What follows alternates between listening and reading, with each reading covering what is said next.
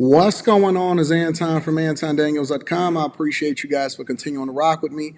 I want to share with you a couple of articles and news reports of what's going on with Disney's latest iteration of Snow White, as well as Rachel Zegler, who is supposedly the quote-unquote star of this whole new kickoff or revamp of Snow White itself. And the reason that this is important is because, not because, Snow White is all that awesome and it's not something that we personally are anticipating, but it is an iconic film that is basically being, sorry about that, it is an iconic film that is basically being promoted like any other revamp, whether you want to talk about The Lion King or any of these other things.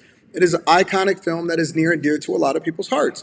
And nobody wants to see an icon, especially one from their childhood, absolutely obliterated because we are so entrenched into woke culture and feminism and all of this stuff. And in addition to it being an absolute disaster of a movie, Rachel Zegler 100% threw this whole film under the bus by saying some of the dumbest incendiary comments that people have ever heard from a young actor. And I think personally, she's also torpedoed her own career as a result of it. But this is an article from Vanity Fair that basically is breaking down how Snow White is a failure and it has turned Rachel Zegler into a scapegoat and a quote-unquote icon. The icon part can be disputed, but again, this is written by, I believe, liberal people that have an agenda. It goes on to say, for better or for worse, the name on everybody's lips is Rachel Zegler. The West Side Story star has found herself at the cross-section of internet discourse and Hollywood gossip after her latest film, Snow White, flopped, absolutely flopped at the box office, earning a dismal $43 million domestically and $87 million globally, altogether in its opening weekend after reportedly costing at least $350 million to make and market, right? Remember, the making of the film probably cost us somewhere in the $250, $275 million range, and then they spent an additional 100, million, 125 to market the film, which is normal with large, films, budgets, movie houses, because they are expecting to have that back and own the IP and then own, make all of the residuals over a number of decades, right? But goes on to say entertainment insiders are always primed to find somebody to blame for failure on this scale. And so Snow White's case, the scapegoat seems to be Snow White herself. But try as those voices might try to implicate her, Zegler, the discourse seems to be having an opposite effect. The more that comes to light about Zegler and the Snow White debacle, the better the 23-year-old looks to many observers. Says who? And the reason that I read this, and I wanted to start with this whole Vanity Fair article, is you can see that no matter what, they always want to spin the narrative and try to make it seem like there's some sort of martyr and that it was other people's fault and it wasn't the person that also understands, which Gail Gadot, she's a horrible actor in the movie herself too. They try to make it seem like it's, oh my God, you know what I'm saying? It's they're a martyr, it's just the societal norms or whatever. No, that's not true. Let me read one more paragraph for you guys.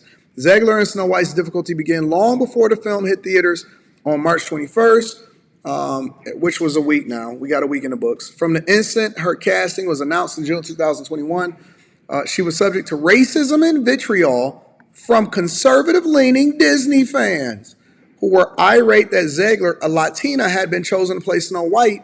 Things got thornier when the outspoken Zegler called her film's ancient source material weird and said that the remake would take a different approach to the classic fairy tale, and messier still when Zegler expressed her solidarity with Palestine in the wake of the war in Gaza. Now, let me say this really quickly before we go over to other sources of news and information so that we can break down exactly how this is hurting you and affecting you. When they bring you on to a project to obviously act and sell this to the audience because they're looking to make a return on their money, nobody cares about your social issues. Nobody cares about what you stand for. Nobody cares about what your thoughts on as far as the new remake and redoing it over and all of this stuff. And we don't like the classic version of it because it's weird and misogynist. We don't care about that shit. You know what we want to do? We want to be entertained. We want to be entertained. And you know what's coming right after that? This upcoming weekend that's probably going to blow it out of the water? A Jason Statham film where he's out there shooting, bang, bang, kill him. and that's what people want to see. Let's spin over the deadline really quickly. It says Snow White wishes on a $15+ million second weekend, but could get fired by Jason Statham's Working Man. You don't say. You don't say. We actually want classic material. We stick into traditional values. And then in addition to that, we like shoot 'em up, bang, bang masculinity films. Says the Disney White Snow White with 4 million today and potentially 15 million for this weekend. Hopes to lead the weekend, but she could be undone by Amazon MGM Studios, Black Bear's Jason Statham movie, A Working Man. Goes on to say, at a time of depressed box office, Statham's meat and potatoes dude action still has an audience with the Friday near 5 million alone and an outlook of $13.5 million.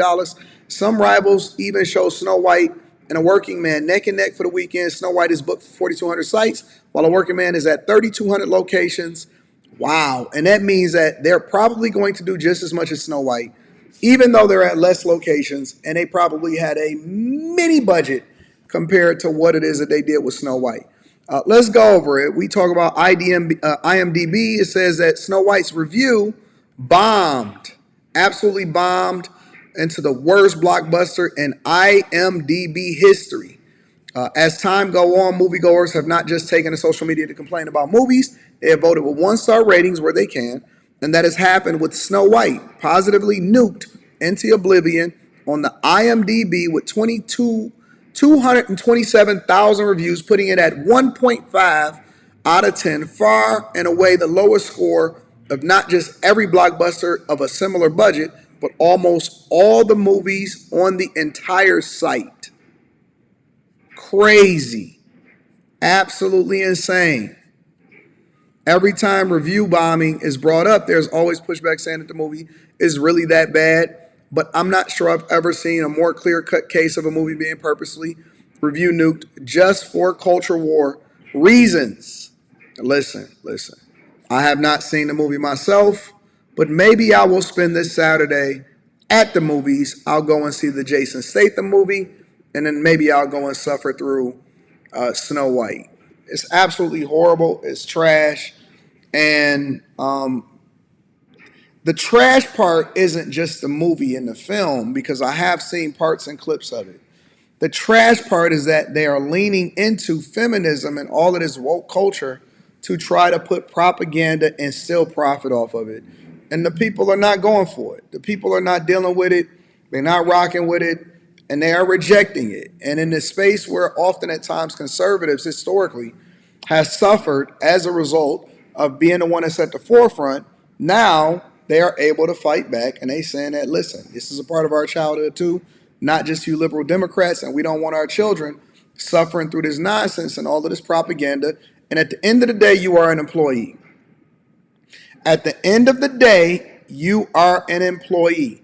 You work for a company that is investing money into you and your salary, and I hope you save your money because it's not looking good for her. So, there are videos and reports of her crashing out after the film was, after it was originally filmed. I'll see if I can find the whole clip because I want the full context. I don't just want the video because I want to get it in full context. So you can depend on me to make sure that you guys get all of the insight and information. But in addition to that, let me know what y'all think inside of the comments. Do you think that this film was absolutely bad? Why do you think that it was bad? And more importantly, do you think that Rachel Zegler's career is going to be on life support because of, her choosing to play along with this woke feminist culture, and that is going to play a role in absolutely destroying this film? I love you. I appreciate you. I can't wait to read y'all comments. I'm going to holler at y'all later. Peace.